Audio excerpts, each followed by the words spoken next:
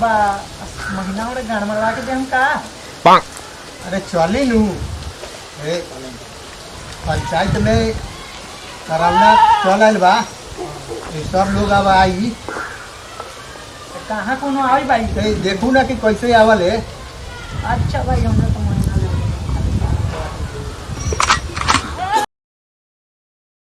हाँ बबू का होई काहे बड़ा मन हुआए लगई बा जे तबीयत खराब बा तुमको मन नहीं खे लागई थी का होई पेटवा पूरा खराब हो गइल बा कोरोना हो गेलो रे ना ना पेट खराब हो गइल अरे साला लेकिन कोरोना हो गेलो रे पूरा एकदम हॉस्पिटल माथा उठा सब गरम हो गइल है। चल चल हॉस्पिटल सब देखवा दिले चल चल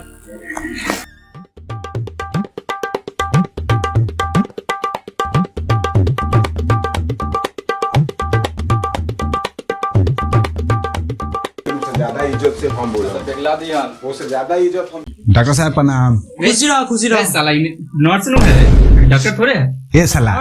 ये नर्स है देखे में ना लगे थी साला छकवा लेखन लगे थी साला मर्दावा मौके काम के नाम बोल काम के नाम कहला ले यहां डॉक्टर से चेकअप करवावे के बाद अरे कोरोना होता है।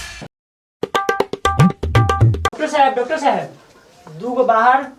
बोकाल बा इस साला कथी कही बा हमरा नर्स कहि रहो इस साला का अच्छा से इलाज कर हम ले जाई जल्दी भेजा जल्दी भेजा भेजाओ ले और इस साला तो नहीं बिना पूछले बैठियो गेले ठीक हो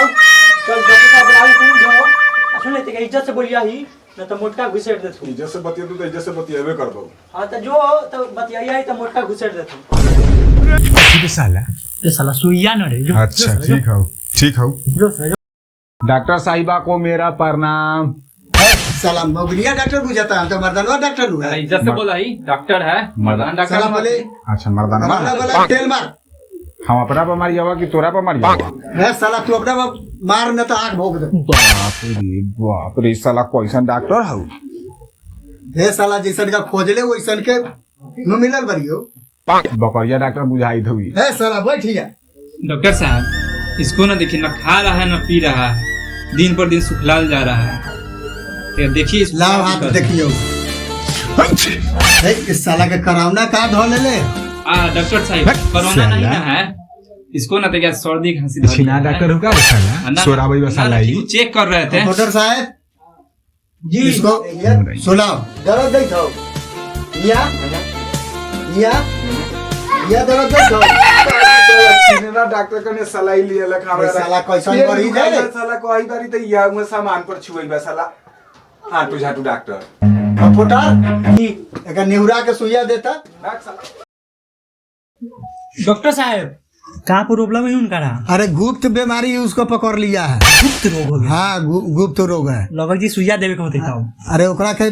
नेहुरा के सुइया दो सुता के कॉल जाली सुइया ओ सुता के हां सुतिए का पलटिए दे इसमें है साला पलटू रे ए साला गो बाऊ ना रे साला कथी रे सुइया डाक साला हमर दोस्तवा कहां गेल माकू भाग गेलै उ का सुइया देखलै हम डाक साला हम सुइया के दिमाग में चोट भाग गेलो हमरा कौन बीमारी बा तोरा गुप्त बीमारी हो ठीक से बोलना तो साले फोड़ दे ए साला ए पटाक एकरा के जबरदस्ती साला कोनो बचावो वाला हो तोरा ए साला के सुइया भोग बाप रे बा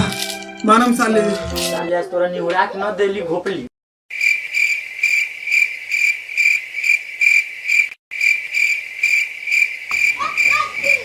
चल हाथ हटाओ साले तू सुइया ना बोलेगा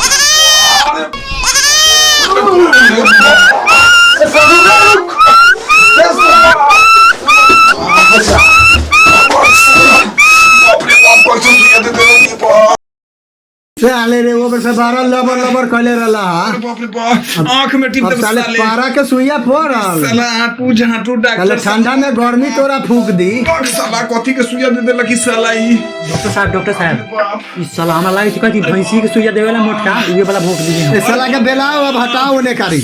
इस साला आंख में टिप दम साले मार के साला के हटाओ साला मारपीट करी मारे ला ये साला सुइया पर गेला भैंसी वाला सुइया न पर गेला साला तोहरे साला फेंक दे साला सब फेंक दे साला किली ला झाट झाट बार में सब भिड़ा के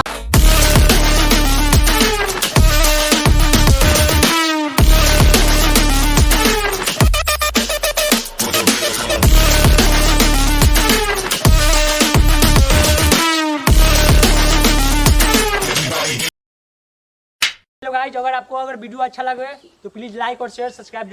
जरूर कीजिएगा और वीडियो को इतना वायरल कीजिए कि हम लोग मतलब जितना मेहनत करते हैं उसका फल मिल सके। तो गाइस मेरे भाई का भी एक चैनल है, विक्रम विनय शर्मा है, उसको भी मतलब सपोर्ट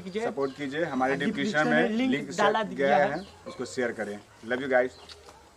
लव यू ऑल।